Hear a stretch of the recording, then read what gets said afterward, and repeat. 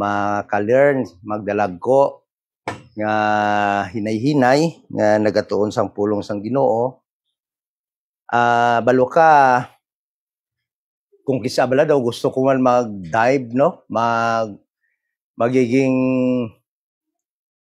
parehas sa ginahimo sang mga denomination, yung stage nila, grabe, makita mo, just to entice people na mag-join sa kanilang grupo. But as I studied the Bible, never it has been instructed yung mga choir, yung mga hindi mo talaga makita kahit saan ko hanapin. Hindi ko makita na ginagawa yan sa time ni Paul, no? Na halos yung time ng pag-preach ng Word of God been shortened. Talagang maiksi na lang sa mga denomination. Halos kailangan matapos mo within 30 minutes, no? 20 to 30 minutes. Dahil nga sa napakahabang mga ginagawa nila, marami silang program, mayroon kung ano-ano ginagawa. Ngunit alam nyo, kahit anong saan ko hanapin, hindi ko makita talaga sa dispensation of the grace of God, sa mga turo ni Apostol Paul, ang ganong mga gawain. Noong time na nag-aaral sila house to house, no? Yung kanilang pag-aaral ng salita ng Panginoon, tinuturo sa kanila ni Apostol Paul. Okay? So, most of their verses na ginagamit to support those practices ay makikita natin sa Book of Psalms, no?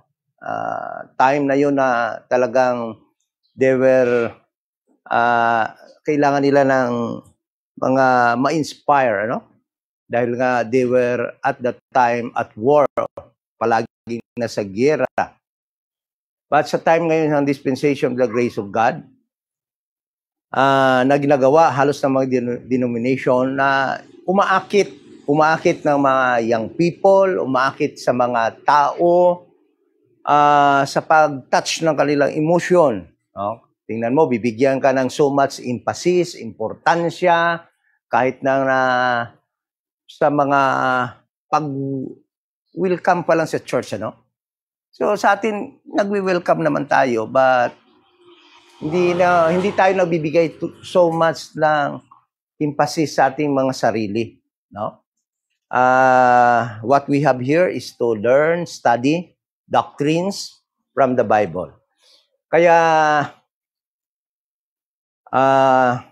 try natin, yun sana ang gusto natin na hanap na mangyari, ngunit alam naman natin na yung mga tao ngayon halos walang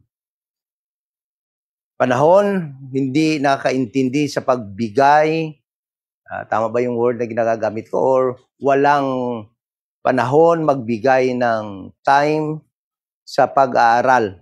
Gusto nila yung pupunta sa church para ma-entertain, para magiging masaya, para yung feeling nila ay gumanda. No?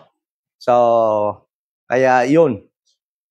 Medyo mahirapan tayo sa part na yan dahil parang wala tayong basis na gagawin yan, Ang sa atin is to teach the Bible, doctrines, upang maintindihan natin ang mga sinasabi sa Bible verse by verse. Kaya nga yung pag-aaral natin ay verse by verse. So, sa araw na to, pag-aaralan naman natin yung chapter 11 pa rin ng Book of Romans in verse 13. Kapag patuloy natin yung verse 13 kasi kuha na natin, napag-aralan na natin yung For I Speak to You Gentiles, no? Ay napag-aralan natin ng last Sunday, ay bibigyan naman natin ng pansin, We are going to focus on this phrase, that was spoken by Paul, I magnify mine office, no? Ano ba talagang ibig sabihin ni Paul, no? Ano bang ibig talaga sabihin ni Paul, no? Nung sinabi niya, I magnify mine office. Let us pray. Ama na banal, habang mag-aaral po kami sa iyong salita sa umagang ito, we appeal, sana po ay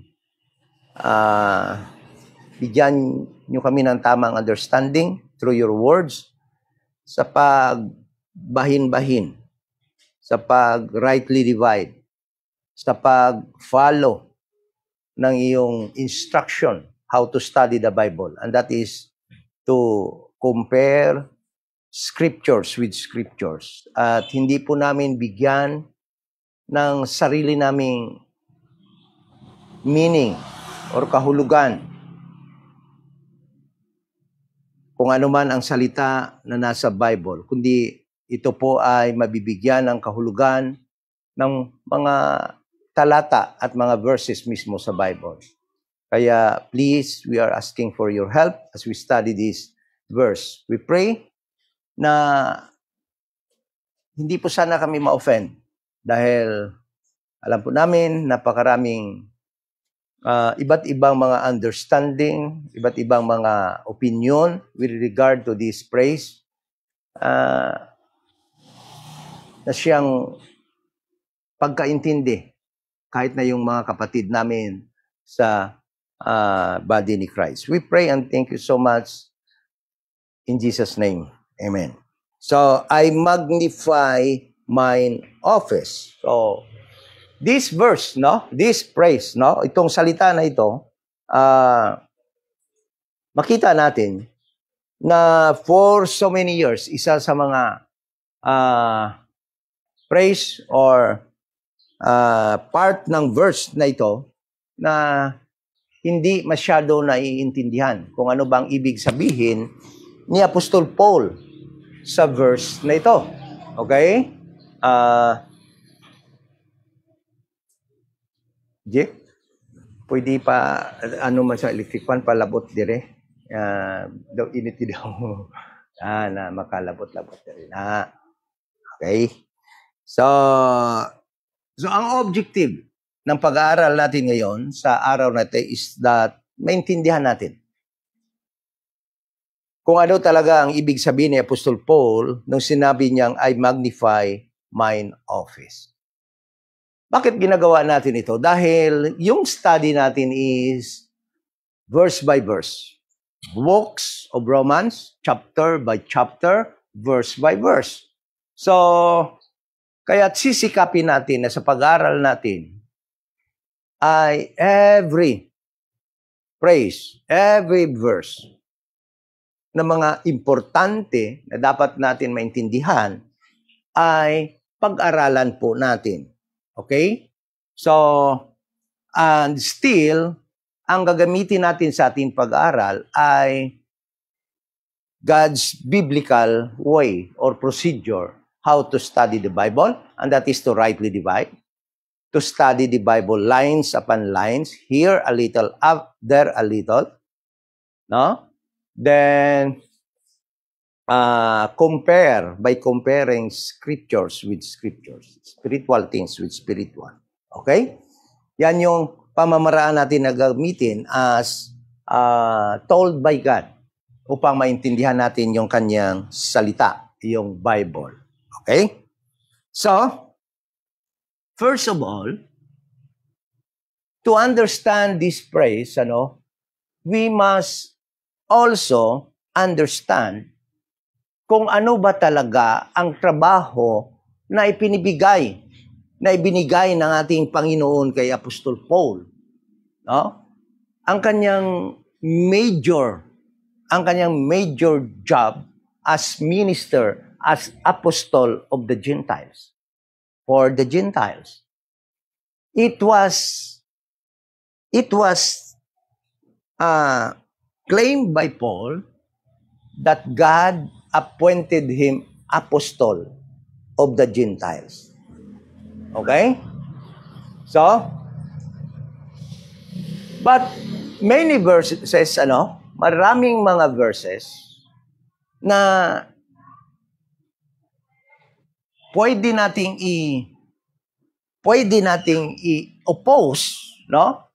Na magagamit natin, na i-oppose natin sa ating pag-aaral ngayon. That is why those verses must be tackled first, no? Must be tackled first bago tayo pumunta no?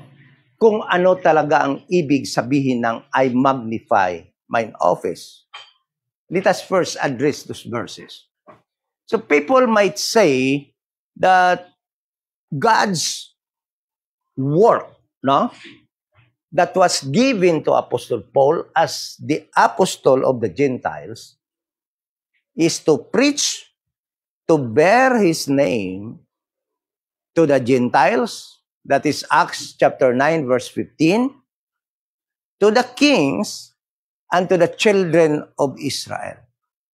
So God, alam nyo, God is always true to His Word.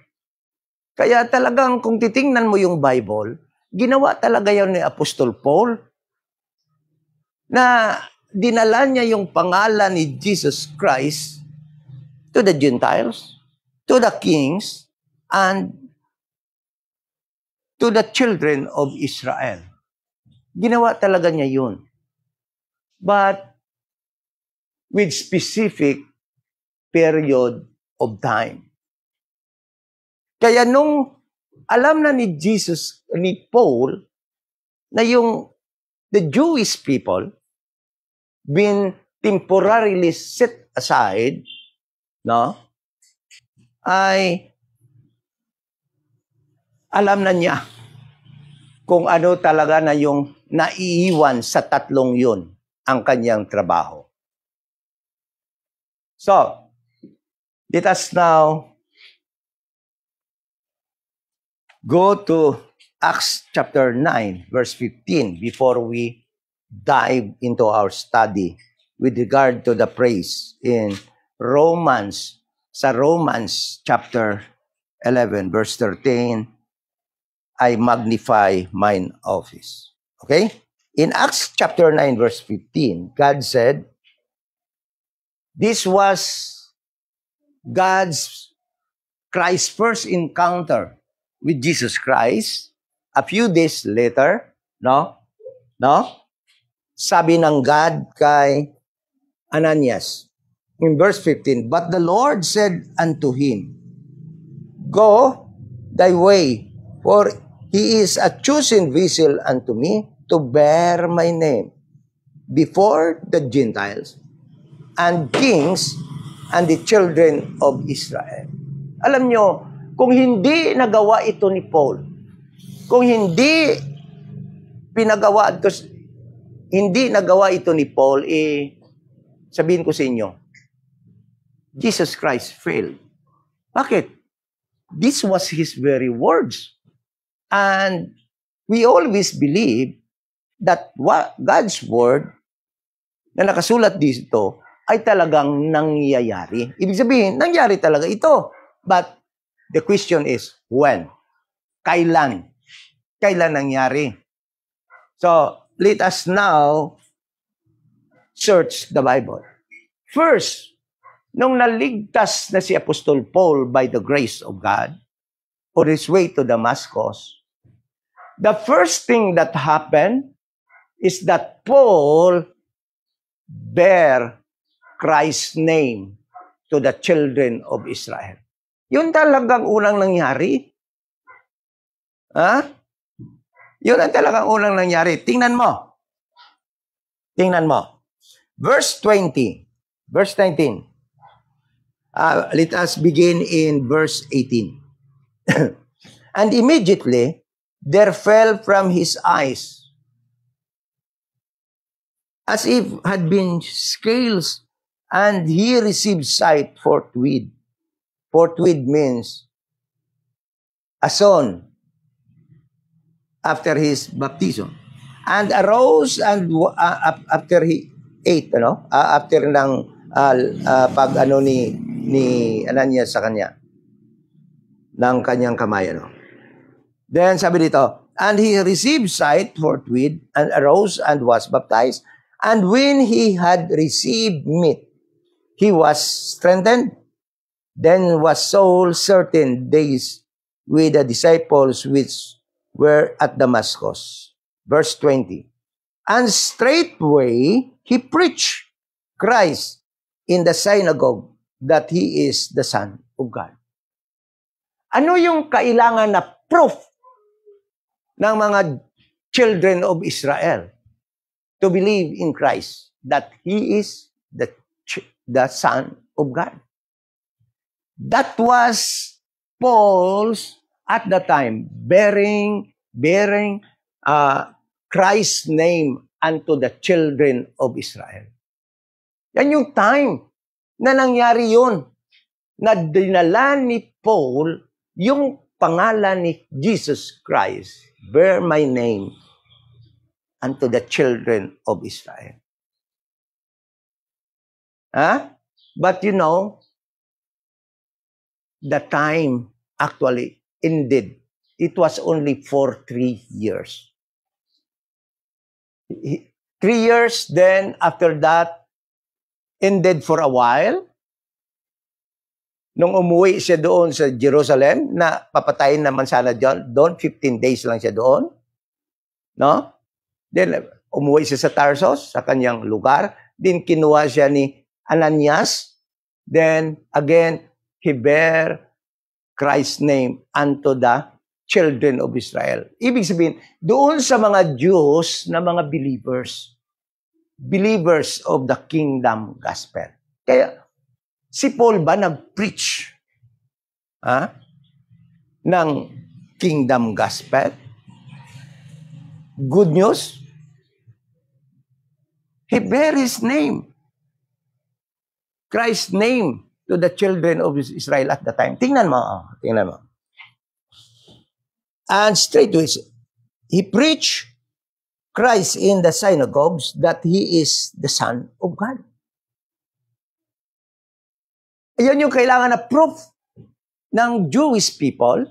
Talagang pinamatuod niya, he certified further through his encounter with Christ on his way to Damascus that indeed Christ was the Son of God. That was a certification in addition to their belief na si Christ talaga yung Son of God. Itong mga tao to na talagang naniniwala na they were Jewish people in Damascus that believed Christ. So, it was tawag dito, dinagdagan pa or talagang inaugment ni Paul sa pamagitan ng pag-preach sa kanila that indeed Christ is the Son of God. Okay? Sabi niya dito, verse 21, but all that heard him were amazed and said, is not this he that destroyed them, which called this name in Jerusalem? And came hither for that intent that he might bring them bound unto the chief priest. But Saul increased the more in strength, and confounded the Jews which dwell at Damascus, proving that this is very Christ. Okay? Paul, at this moment of time, dinala, he bear Christ's name to the children of Israel. He augmented their belief. The truth that they believe that Christ is the Messiah, the Son of God, dinagdagan pa ni Paul. Ito yung time na yun. Okay? Yan sabi niya, but there, and after that many days were fulfilled, the Jews took counsel to kill him. But their laying wait was known, and Saul, and they watched the gates and day and night to kill him. Then the disciples took him by the night and let him down by the wall in a basket. So time na yun, there were unbelieving Jews that was angry because of what he preached. Dahil sa kanyang pagdala ng pangalan ni Jesus Christ to them. Okay? At alam naman natin na ang time na ito, umuwi siya doon sa Jerusalem, stayed there for 15 days, at gusto niya mag-preach doon sa Jerusalem. Ha? Gusto niya i-bear din yung pangalan ni Kristo doon sa Jerusalem. But alam naman natin, ano nangyari? Pinaalis siya doon ni Jesus Christ. Okay? And the very reason, because they will not believe Him. Alam ni Jesus Christ na there in Jerusalem, nobody will believe Paul because of his past, being the persecutor, the enemy of Jesus Christ. Okay? So, kaya, listen to this. In Acts chapter 21, ito yung narration ni Paul noong nangyari doon sa Jerusalem. Masabi ni Paul, sabi niya, and saw him saying unto me, make haste, 22, Acts 22 verse 18, make haste and get thee quickly out of Jerusalem, for they will not receive thy testimony concerning me. So Paul at this moment of time was bearing Christ's name unto them, to the children of Israel. But Jesus Christ knew very well na hindi maniniwala sa kanya yung ando doon sa Jerusalem. Then, sabi ni Jesus Christ, in verse 21, and He said unto me, depart, for I will send thee far hence unto the Gentiles. So, at this moment of time, ano sabi ni Jesus Christ doon sa Acts chapter 15? 9 verse 15, Paul will bear my name unto the Gentiles, to the kings, and to the children of Israel. In Damascus, Paul bear or witness or testified Christ's name unto the children of Israel. Gusto din niya gawin sa Jerusalem. Because of his love to his to his countrymen. No? Gusto din niya dalhin sa Jerusalem. But sabi ni Jesus Christ sa kanya, hindi sila maniwala sa'yo dito, dadalhin kita sa mga Gentiles. So little by little, there was progress. There was progress at the time. That a day will come that the third group of people na pupuntahan ni Paul ay magiging focus na kanyang ministry. And that is the Gentiles. Okay, so let's go back to Acts. Okay? So, Acts chapter 9 verse 15, na-fulfill na ni Paul ang pag-bear ng name ni Jesus Christ to the children of Israel. Then, it was added, or nadagdagan pa yon nung sinundo siya ni Barnabas sa Tarsus at ginawa siyang assistant ni Barnabas doon sa Antioch. Sa time na yon, hindi pa si Paul nag-preach, hindi pa siya na isend ng Holy Spirit to preach the gospel of the grace of God. Dahil sa Acts 13 pa nangyari yon, di ba? So, sa Acts chapter 11 to 12, nung si Barnabas ay pumunta doon sa Antioch, he was sent by Jewish leaders, by James, Peter, and John, by the leaders, pillars of the Jewish church in Jerusalem. Si Barnabas ay pinadala sa Antioch para mag-check doon. But Barnabas opted to stay there in Antioch. Hindi na siya bumalik doon sa Jerusalem. Ang ginawa niya, hinanap niya si Paul sa Tarsus, then brought Paul to Antioch and made Paul his assistant. At the time, again, Paul bear Christ's name to the believers, to the children of Israel in Antioch. And that work, ito yung Acts chapter 15, Acts chapter 9 verse 15, na sabi dito, he will bear my name to the Gentiles and kings and the children of Israel. Ang pag-bear ng name ni Jesus Christ by Paul to the children of Israel ay nangyari.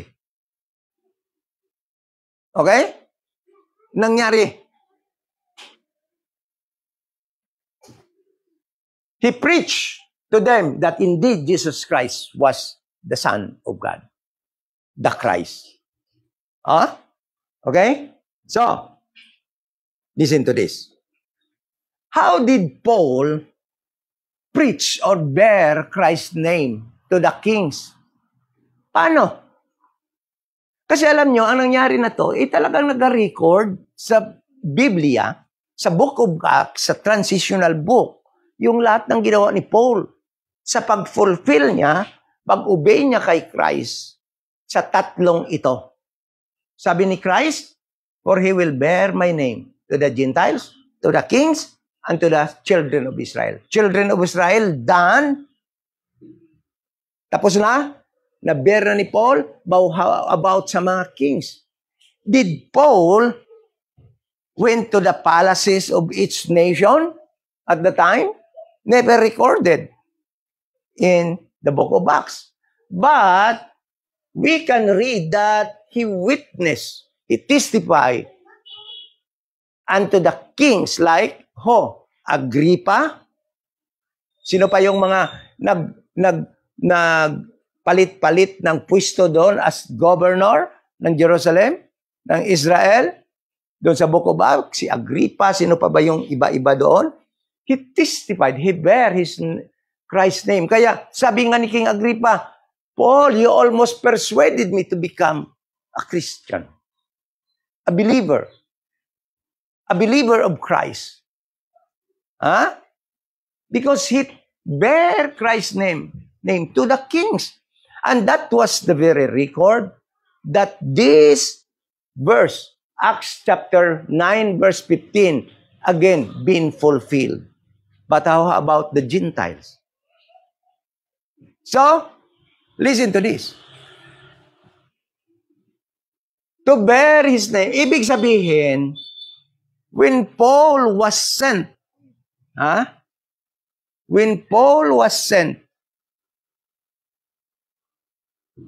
in Acts chapter 13, alam naman ni Paul. Alam ni Paul. After his encounter with King Agrippa, alam ni Paul na that his work, his job, was to the Gentiles. Sa mga Gentiles, listen to this. Why would Paul will say, for I speak to you Gentiles? Because I am the apostle of the Gentiles.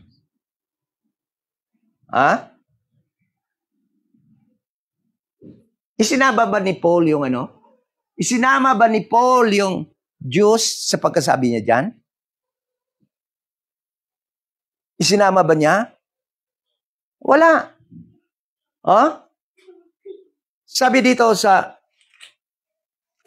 2 Timothy,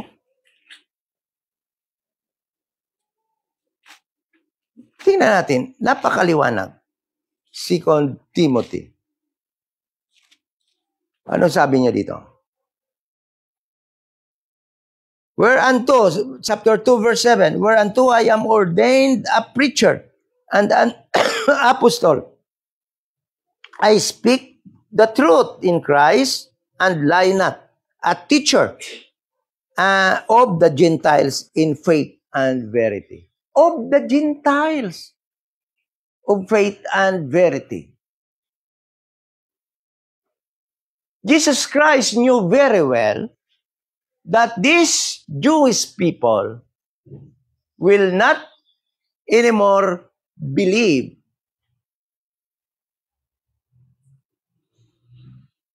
Will harden their heart, will close their eyes, and will close their ear in hearing the gospel.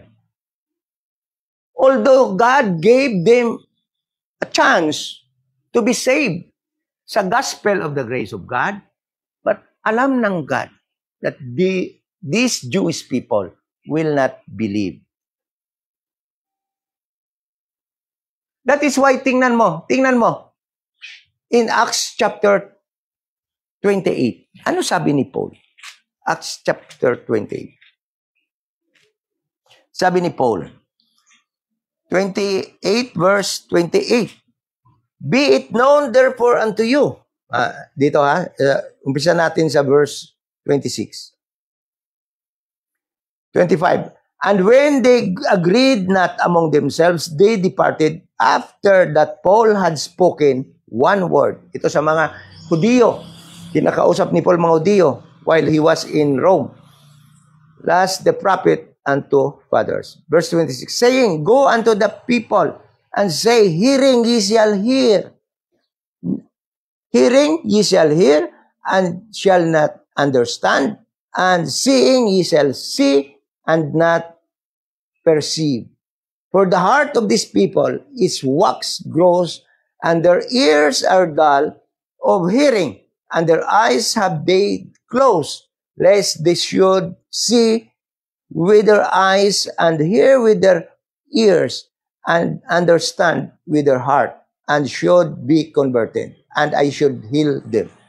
So, God knew very well that these people, time will come that these people, although they have ear to hear, but they cannot understand.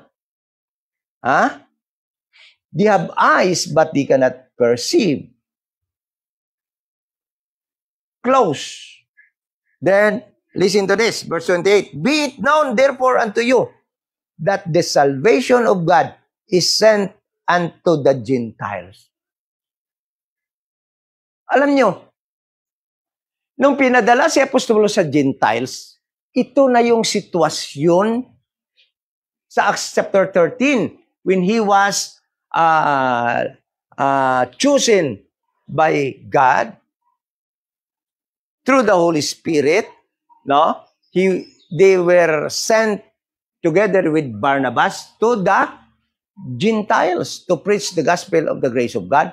Ito na yung nakita ng Panginoon sa mga Hudiyo. That is why Paul's ministry, Paul's appointment, he has been appointed, apostle to the Gentiles. Okay? So naintindihan natin, na-address na natin ang Acts chapter 9 verse 15, na yung tatlong yon, nangyari na yon. First, ang unang nangyari, Paul bear Christ's name to the children of Israel. 3 years while he was in Damascus. Another years, many years, when he was in Antioch, assisting Barnabas, habang tinutulungan si Barnabas sa kanyang trabaho doon. Okay? Then, when he was sent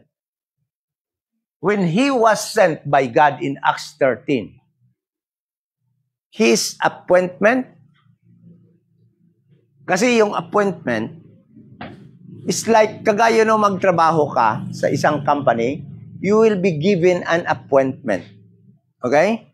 Doon lahat nakadetalye yung trabaho mo. And you will perform your job based on what was written, what are written in your appointment. Ganun yun. Alam natin yun, kahit pag nasa barko ka, ganun din yan. May mga appointment ka rin dyan. Anong trabaho mo? So, Paul appointed by God, sabi niya, apostle to the Gentile, preacher to the Gentile, teacher of the Gentile. That was his job. So Acts chapter 9 verse 15 is no longer a contradiction to what we will learn this morning. Kung anong ibig sabihin nung I magnify mine office. Okay? So, let us now go to Romans chapter 11. Romans chapter 11 to understand what is I magnify mine office. Okay? So Paul, alam naman natin that Paul was speaking at this moment of time to the Gentile believers and Jewish believers also in Rome. Believer of the gospel of the grace of God, not of the kingdom. Because Paul has nothing to do with the members of the kingdom saints. Paul has nothing to do, he will not overlap. Hindi siya mag-overlap, hindi siya mag-write ng letter, hindi siya mag-bigay ng katuruan doon sa mga taong hindi naman under his watch.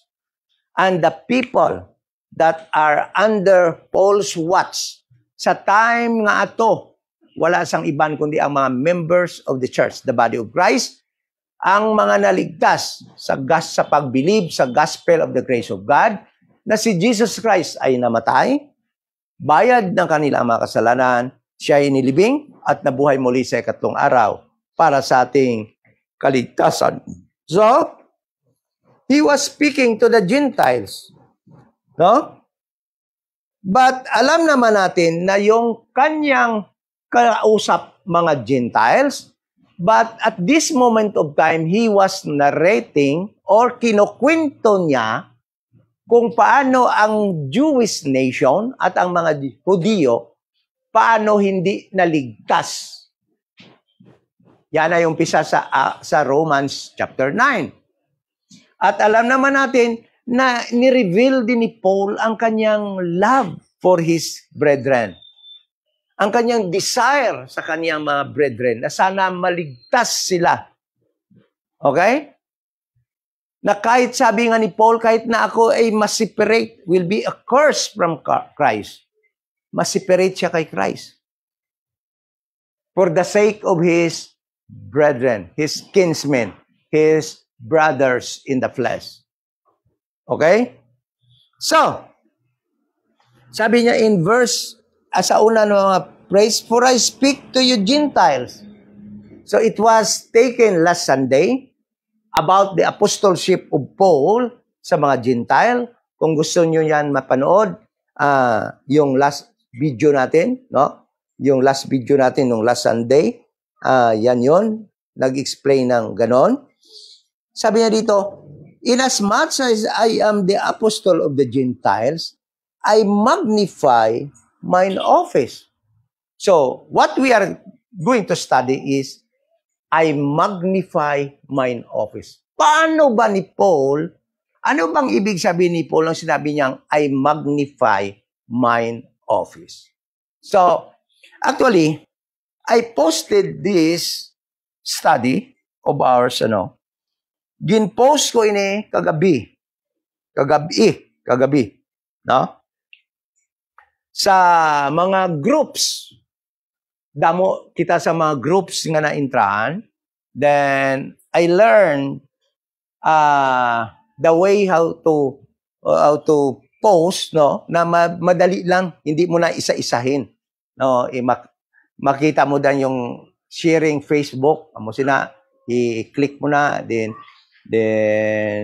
pwede mo dayo na mga i-check, mo na lang i-click ang tanan mo nga group, isa lang ka post, ando na lang tanan, ang makabutang dayo na your post is cross-posted, no? Ibig sabihin, in-post dito sa among group.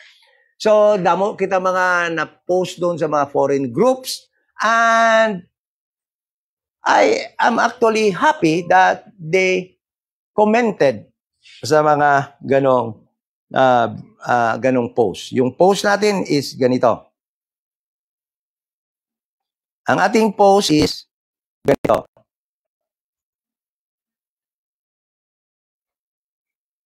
Ano yun? Ano yung post natin? What does Paul mean by saying, I magnify mine office? So, there are so many reactions. I am so glad that maraming nagre-react. And there are so many reactions. I read some. Okay? It means, according to Trevor Walker, it means Paul never backed down of his apostleship for us, Gentiles, because Paul alone, the ascended Lord, Jesus given him the revelation of the grace of God. But yes, when it comes to the apostleship of Paul, this is true. But the question still never answered. What does Paul mean by saying, I magnify mine office? The truth is that the reaction, the comment, does not answer the question.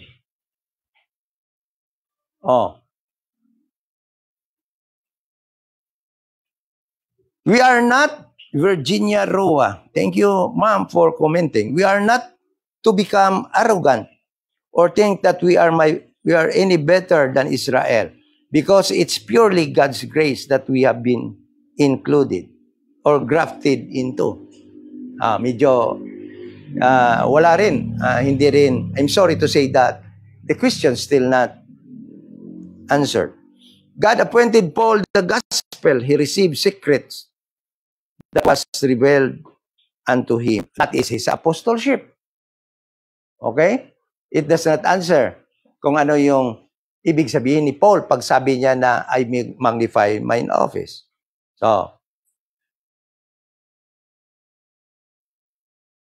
So, yung isa naman, you won't hear that in most churches. Okay? Because he is an apostle to the James Nolan. He is an apostle to the Gentiles, so the Gentiles will make his own. The Jews jealous, so they would turn Jesus and save like the Gentiles. Okay? So, Romans reads, now I am speaking to the Gentiles in as much then as I am Joe Cain. Si Joe Cain. In this verse, Paul is addressing Gentile. Yes, that is true. Emphasizing his role as an apostle to them. That is true. And highlighting the importance of his ministry. Okay? He's essentially saying that because he has been called to be an apostle to the Gentile, he's going to make most of that calling ministry. I magnify. Okay? So that is their answer. Troy Feldek, siguro kapatid to or related to Les Feldek, no? Dahil sa Les Feldek group ito. Paul appointed as the apostle to the Gentiles an office or position not appointed to any other apostle. Yes, that is true. But the question is, what does it mean by saying, by Paul saying he magnify his office? Okay? So, those are the reasons. Actually, dami pa, no? But, listen to this. To know the truth about this phrase, or I magnify my office, you are going to connect verse 14. Because verse 14 actually is the continuation or part of this verse. Verse 14. So Paul was telling that, sabi niya dito, for I speak to you Gentiles. As I am the apostle of the Gentiles, Paul was saying that mine appointment is an apostle sa inyo na mga Gentiles. Okay? It does not include the Jewish people. Acts chapter 9 verse 15, na-address na ha. Na-explain ko na paano yun ginbear ni Paul ang pangalan ni Jesus Christ. That instructions cannot negate or cannot contradict what I will tell you this morning. Paano niya na-bear ang names to the kings? It was recorded. When he met Agrippa, he bear the name of Christ to the kings at the time. Okay? That is the record. So, at this moment of time, Paul understood very well that his appointment, his job as an apostle is to preach the gospel of the grace of God to the Gentiles. Jews were given already their opportunities. Lahat ng oportunidad na bigay na sa Jews, Peter and his group went to the Gentile countries, preaching the gospel of the kingdom at the time. God knew very well that these people will not hear. They have ear, but will not understand. They have eyes, but they cannot perceive. So, Paul knew very well, as per revelation by Christ, that his appointment as apostle is to the Gentiles. But listen to this. Bakit sinabi ni Paul, as an apostle of the Gentile, preacher of the Gentile, teacher of the Gentiles, I magnify mine office. So let us now go what magnify mean. Ano bang ibig sabihin ng magnify? Magnify is like looking at a glass, a magnifier glass. You want to enlarge. You want to enlarge. So, Paul, being the apostle of the Gentiles, he knew very well that the Jewish people will not receive his teaching, but Paul, and he knew very well that his appointment was only to the Gentiles. But Paul, in his desire, in his love for his countrymen, for his kinsmen, magnify his office. Alam niyo, nalulungkot ako kasi in studying the Bible, you have to read the next verses, verses before, and other verses from other books to understand a verse. But I am saddened that most people will give the meaning of magnify by saying Paul loved his job as a minister, as apostle of the Gentiles. Magnify does not mean love. Some other people will say, Paul is glorying he is giving glory to his work as an apostle. That is self-service. Self-service. You are like Baptist pastor giving glory to yourself. The next verse itself will tell us what magnify means. It does not, the word magnify did not lose his true meaning. Magnify does not mean love. Magnify does not mean glory. But magnify means enlarge. He is enlarging his apostleship, his office. His office is to preach the gospel to the Gentiles. That was his appointment. But Paul magnified his office. Ibig sabihin, he expanded the scope of his work. That instead that it is only for the Gentiles, he magnified, he expanded. So, kaya nga maintindihan mo si Apostol Paul, we can understand Apostol Paul kung bakit every time he went to a place, he will look for a synagogue and preach there the gospel of the grace of God. Why? He was expanding. He knew very well that his work is to the Gentiles. His appointment is the apostle to the Gentiles. But he is expanding, magnifying his office, preaching to another group of people. The Jews. And the very reason is verse 14. Sabi niya, if by any means I may provoke to emulation them that which are my flesh. You know, kung si Paul ay mag-focus lamang sa mga Gentiles, as appointed as apostle to the Gentiles, sabi ni Paul, how about my kinsmen? I love them. Paano na lang sila? That is why he magnified his office. He go beyond the boundary of his office as the apostle of the Gentiles and went further to reach out what? Listen, if by any means I may provoke to emulation them which are my flesh, which are Jewish, and might what? Save some of them.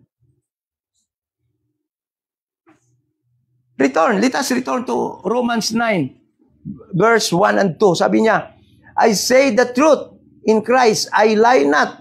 My conscience also bearing me witness in the Holy Ghost that I have great heaviness and continual sorrow in my heart, for I could wish that myself were accursed from Christ for my brethren, my kinsmen, according to the flesh. According to the flesh. Sabi ni Paul, bisan masipirit pa ako kay Kristo, barang akong mga kauturan ng mga Hudiyo, maluwas lang. So, that was Paul's mean. Ayan yung ibig sabihin. That was the meaning. That was Paul's intention, the meaning of I magnify mine office. Paul was going beyond the boundary of his work as apostle to the Gentiles. Man, sabi ni Paul, kaya naghahambal ako sa inyo mga Gentiles. Kaya ako appointed apostol sa mga Gentiles. But I magnify mine office. Ang trabaho ko akong pagginpad ako, reaching the Jewish people, which was beyond my work, my ministry. Okay? It's beyond my ministry. So it does not contradict with Acts chapter 9 verse 15, bearing my name to the Jews. It was done already by Paul. God's, at this moment of time, in giving work to Paul, is to preach to the Gentiles. But Paul magnified his office so that he can still reach out the Jewish people because of his love for them as his own flesh. Nakuha natin? Ano ibig sabihin ng magnify? The word magnify does not mean love, because Paul loved his job. I'll tell you this frankly. Do you think if you are imprisoned, you will enjoy, you will love to be imprisoned? Sabi ni Paul, For I am what?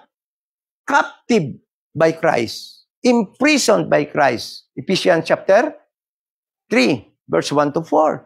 For you Gentiles. He was imprisoned. He cannot get out from this job, ministering to the Gentiles. That is why the word magnify, as told by others, does not mean love. Paul loved his ministry. Listen to this. Assuming that the meaning of magnify is love and glorifying his ministry, then I will tell you how these Jewish people will hear the gospel. Is the love of Paul without reaching them, without going beyond the boundary of his work? Malabot ay haniyang mga Hudiyo. He loved his work. I love my work. I am glorifying my work as minister, as apostle of the Gentiles. Assuming that is the meaning of the word magnify.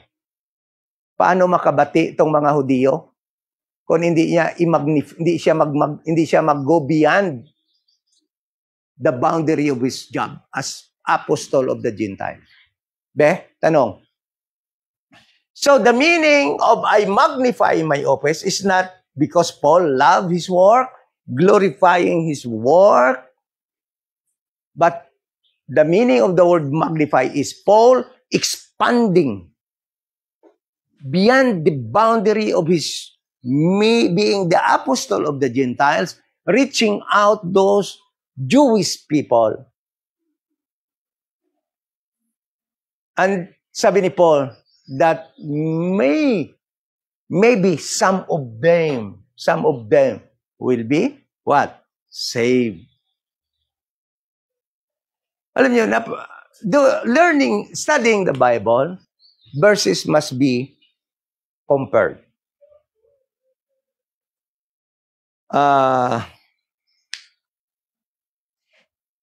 dito. So, staying in just one verse will not make you understand. Hindi mo talaga maintindihan yun kung ano ibig sabihin. Naintindihan na natin yung pag sinabi ni Paul, for I speak to you Gentiles, that he was appointed apostle to the Gentiles. But the phrase, I magnify mine office, never been teach correctly in any. Ewan ko, pero dami ko na rin natinan when I was still a member or a church goer, but never been heard that this verse been explained. Rightly divided and correctly. Yes, some other, alam naman nila that the meaning of the word magnify is to enlarge, to broaden, like looking at the microscopic glass para ma-magnify, di ba? But somehow, never been heard how Paul did it. Paano ginawa yan ni Paul? And that is reaching out. That is Paul's way of reaching out his fellow Jewish people, his kinsmen, his brethren in the flesh. Going beyond the boundary of his job as apostle of the Gentiles. Okay? If by any means, sabi niya, gin-expand ko ako ng trabaho. Being an apostle of the Gentiles, ginpalapad ko ang akong trabaho. If, and that is conditional, by any means, kaya, alam mo, kung hindi siya pumunta sa mga Hudiyo, hindi niya i-expand ang iyang trabaho as apostle of the Gentiles, kung magpabilin gid lang siya teaching the Gentiles, hindi siya makakadto sa mga Hudiyo. That is why nag-expand siya, gin-magnify niya yung office, gindugangan niya, kumbaga nga si Paul, ang i-appointment as apostle is to preach to the Gentiles. Dinagdagan niya number 2, to go also to the Jewish people. Okay? He magnified his work, his office. Office does not mean table or uupo ka lang dyan. Office here means work. His apostolic work to the Gentiles. Gini-expand niya. Ginpalabot siya sa mga Jews. Sabi niya dito, if by any means I may provoke, kumbaga nga masulsulan niya. Sa pag-expand niya, pagkatuya sa mga Hudiyo, sa pamagitan, sabi niya, maprovokar ko sila. Ha? Bisan sa anong pamaagi, mahangkat ko sila or maprovoke ko sila to emulate. Sabi niya dito, to emulation. The word emulation means na gayahin nila ako. To emulate. Nga si Paul was actually a Jew, but he believed the gospel of the grace of God and got saved. Ito yung ibig sabihin dito, by emulation. Kasi pupunta si Paul sa mga Gentiles, magtataka sa mga Jews, magtataka sila, Hudiyo ka.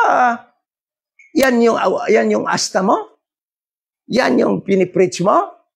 Ang mga Gentile masave na sa death, burial, and resurrection? So sabi ni Paul, gin-expand kong office ko sa ila, ang work ko sa ila, dahil kahit sa anong pamamaraan, maprovokar ko sila, kag magaya nila ako, ma-emulate nila ako, mahimo man nilang ginahimo ko, that I believe the gospel of the grace of God. And the reason for that is that, sabi niya dito, and might save some of them. Still Paul, even though he was appointed apostle to the Gentiles, in his heart and mind, that some of the Jewish people who committed already blasphemy of the Holy Spirit, that cannot be saved already by the gospel kingdom gospel, but Paul knew very well that if they will believe the gospel of the grace of God that was entrusted to him, not to Peter, they will be saved and become member of the church, the body of Christ, the church of this dispensation of the grace of God. See? So, naintindihan na natin yung meaning?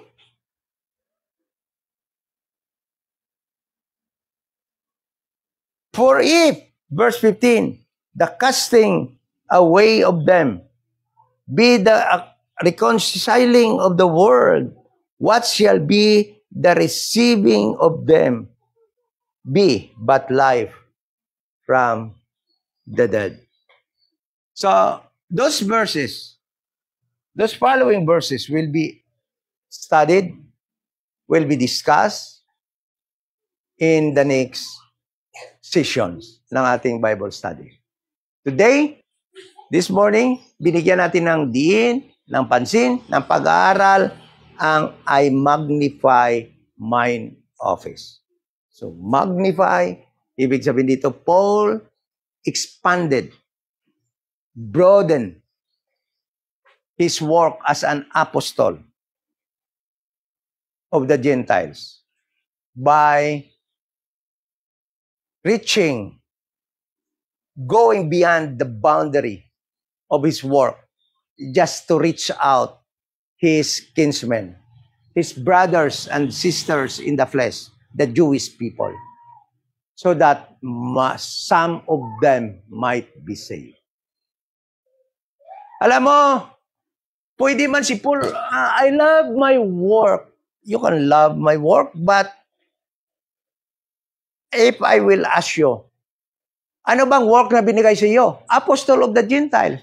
There you will be confined in that work only, of loving that work. Then, how come that in the next verse, verse 14, sabi niya, that some of them might be saved? So, the meaning of magnify is to reach out, to go beyond, to enlarge, to go beyond the norms, the normal job that God gave unto him. And that is to reach out the Jewish people, his kinsmen, brothers and sisters in the flesh. So,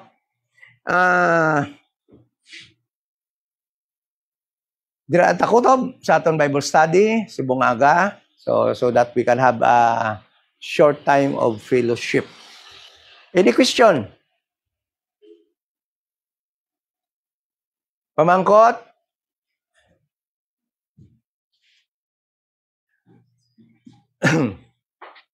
Dahil magdalag ko ni sila.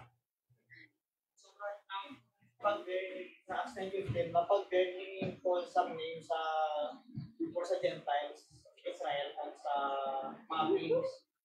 So that time, hindi pa to gospel, hindi na Christian, kasi may gospel. Di makita naman natin dito, di ba? Makita tayo dito sa time na yon kung anong gin-preach niya, di ba? That he is the Son of God. So, paano ba? Ay, ginabear yung wala ko siya gospel sa ating Korean. It was, actually, ang pag-bear niya dito sa to augment. Kaya, tingnan mo to bear my name. So, at that time, before he was sent to the Gentiles sa Acts chapter 13, salvation is by believing the name of Jesus Christ, that he was indeed the Son of God. So, di ba? Sa mga nag-believe dito, sa kingdom gospel ba? Actually, kingdom gospel. So, working pa, ay gospel. Ang kay Paul, wala pa kay nag-umpisa gid actually si Paul na saved na, di ba? By grace. But the preaching sa mga tao to the Gentiles, kailan ba si Paul pinadala? Acts 13 pa. So, Paul at the time was not preaching the gospel of the grace of God. At the time. Hindi pa. So, anong pinipreach niya doon? Sabi niya, that indeed, basahin natin, he is the Son of God. Sabi dito, Acts chapter 2, 9, 10, 9. Sabi dito, and straightly he preached Christ in the synagogue that he is the Son of God. Hindi pa siya nag-preach ng death, burial, and resurrection. But he is the Son of God. To cement their belief, the truth that Christ is the Son of God. Why? Because he saw Christ resurrected. Nakita talaga niya na resurrect. And the proof that Christ is the Son of God is, listen to this, Romans 1. Romans 1, verse 4. Ano sabi diyan? Romans 1, verse 4. And declared to be the Son of God. Christ was declared to be the Son of God with power according to the Spirit of holiness by the resurrection from the dead. So, that is why, nung makita niya si Christ na resurrect talaga, he bear his name to the children of Israel that indeed, he is the Son of God. Dahil nakita na nga niya na nabuhay talaga. Di ba? So, at that time, although na sinabi ng Panginoon that he will bear my name to the Gentiles, to the kings, and to the children of Israel. Sino pang nakakaalam yan nung sinabi yan? Si Ananias pa lang, di ba? Dahil kay Ananias yan sinabi. Okay? But, it was later on done or fulfilled, performed by Paul, yung tatlo na yan. First, he bear Christ's name. That is why, di ba? Christ's name to the children of Israel. Although alam naman niya, nung pumunta siya doon sa Jerusalem, yun din ang gusto niya, i-bear ang name. The same message. Ngunit, sabi ni Christ doon sa kanya, umalis ka na dito, papatayin ka nila. Hindi sila miniwala sa iyong testimony dito. So, dinala siya sa Tarsus, umuwi muna siya sa Tarsus sa kanyang lugar, according to the record. Then, later on, Barnabas looked for him and bring him to Antioch and became assistant of Barnabas in Antioch. And at the time, hindi pa rin siya nagpipreach ng gospel of the grace of God. Bakit? Kailan ba siya? Assistant pa nga lang siya ni Barnabas eh. Hindi mo nga mabasa masyado dyan si Paul na nagtuturo, but nagtutulong lang kay Barnabas. And we know that Barnabas was preaching the kingdom gospel. So being an assistant of Barnabas, so he was also preaching the same at the time. But hindi naman natin makita dahil nag-preach talaga si Paul ng kingdom gospel. But nag-assist lang siya kay Barnabas. That is why wala siya sa limelight at the time dahil hindi niya trabaho yun. Okay? But in Acts chapter 13, when they were sent by the Holy Spirit, who is the person in the limelight? Paul or Barnabas? Paul already. Because that was the beginning of his apostolic journey, preaching the gospel to the Gentiles. Okay? But when he met the kings, he bear the Christ's name to the kings, like Agrippa. Diba? Why? He testifies that he was persecuted because of that person, Jesus Christ.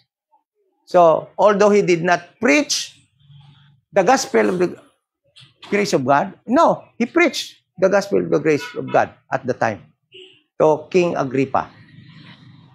Sabi niya, for this cause, na si Jesus Christ namatay, nalibing, he was persecuted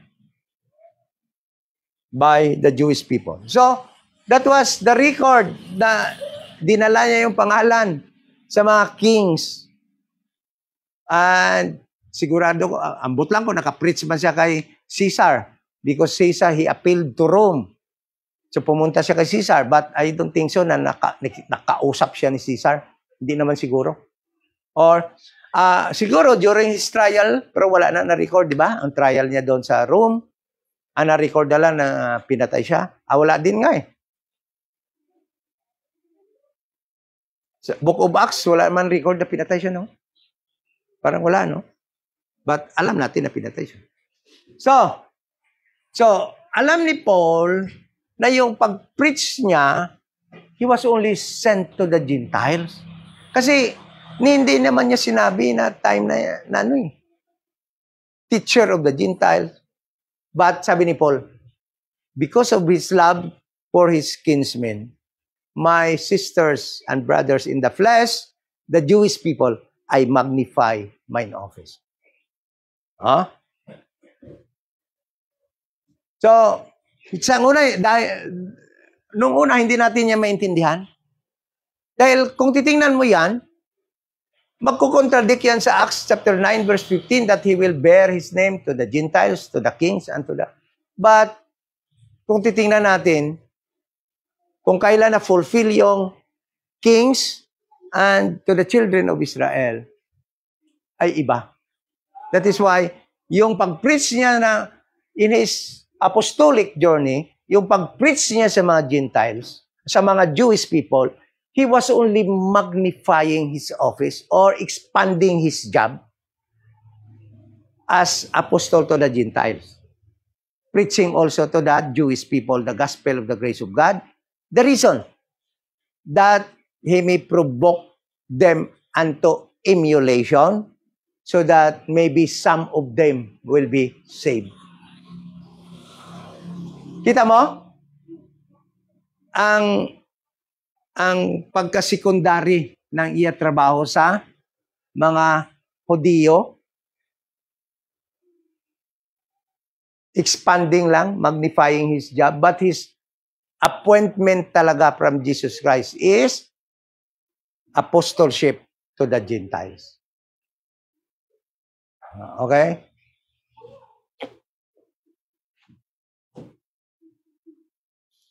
Mas heavy, mas mabibigat itong mga verses na pag-aralan natin sa sulod. Mga grafting. Nandito na, no? So, mas mabibigat itong mga verses na pag-aralan natin sa sulod. Okay? So,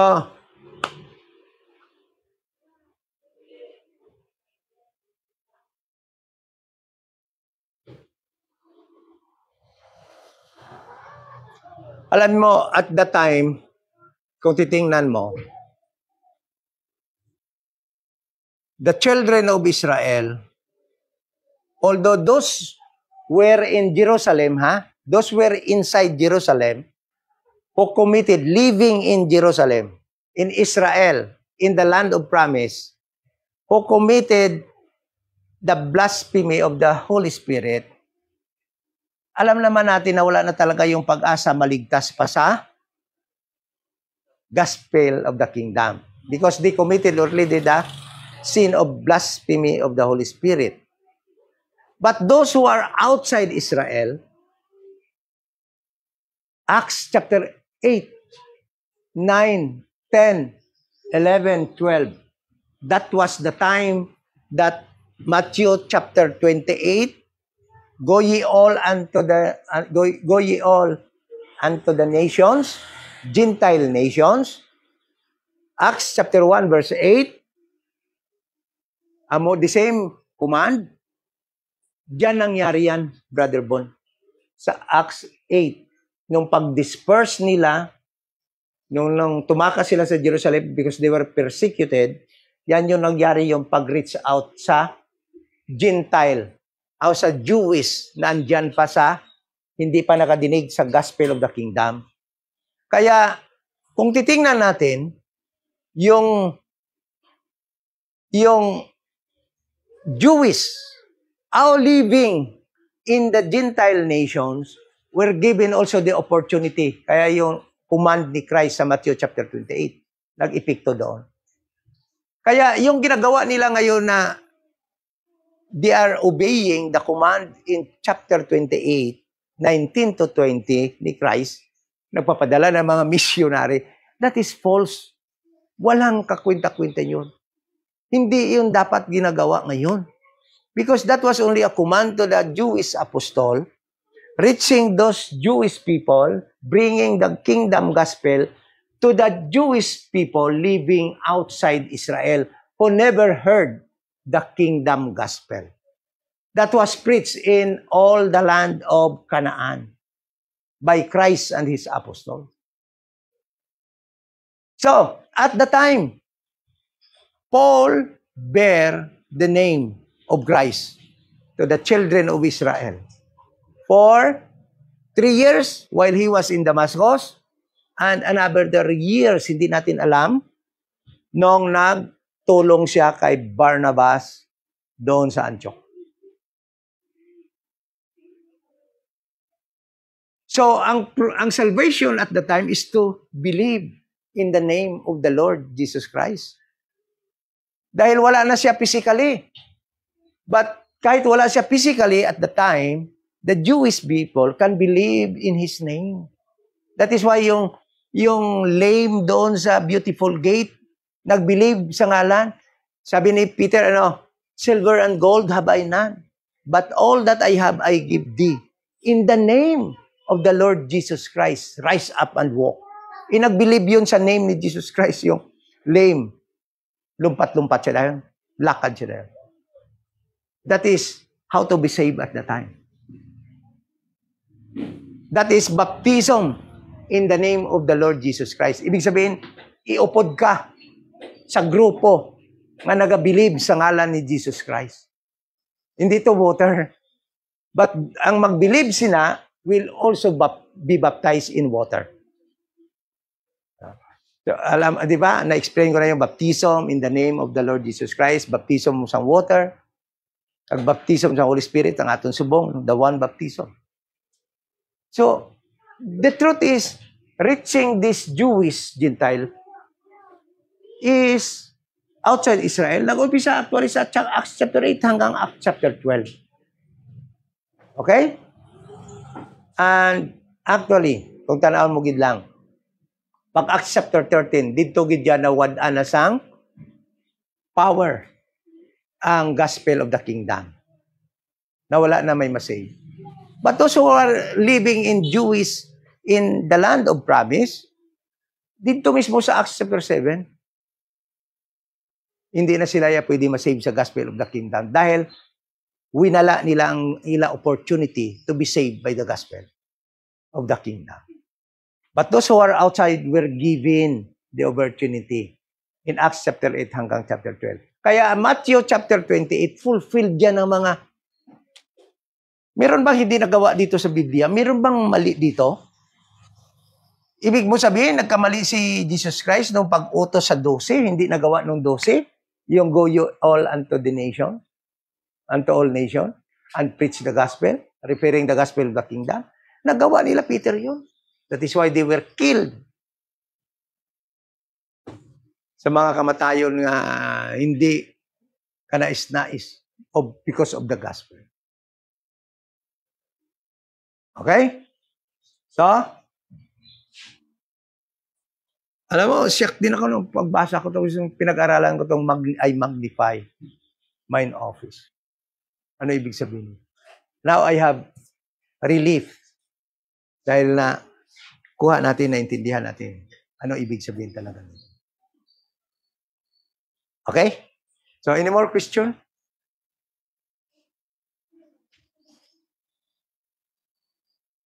Jutay na bang tanong? Di na iban mo. Alam nyo, yung pinag-aaralan natin dito, never heard in big denomination. Never heard in hundreds, thousands of people sitting in pews. Hindi ni mabatian yung mga pagtudlo. Sayang. Kita-kita lang nakakadinig. But salamat, we have plenty in online. No? Listening to us online. Ano yung madidinig mo sa mga malalaking simbahan dyan? Yung feeling beautiful, feeling good. Hearing music, mga lumpat-lumpat, but ever learning, but never ever come to the knowledge of truth. Wala. Tanong mo nga sa kanila yan, what is I magnify mine office? What is I speak to you Gentiles? If they can explain.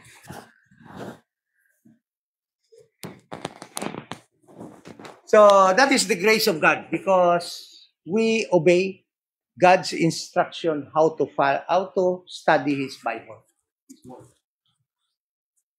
We are not bragging, hindi naman tayo nagmamayabang, but it is by His grace. Na natuto tayo paano pala mag-aral. Sinunod natin yung tamang pamamaraan, mag-aral ng Bible. Okay? Thank you so much. Let us close. Wala nang pagtanong. Diyan sa ating mga online viewers, kung meron kayong tanong, so that masagot natin sa ating pag-aaral. Let us close in prayer. Ama na Banal, salamat po sa opportunity ulit. Lesson na yung binigay sa amin, kaliwanagan sa pamagitan ng pagsunod sa pamamaraan kung paano pag-aralan ng iyong mga salita. Thank you so much sa mga kapatid that are here. Salamat din sa mga kapatid that are online.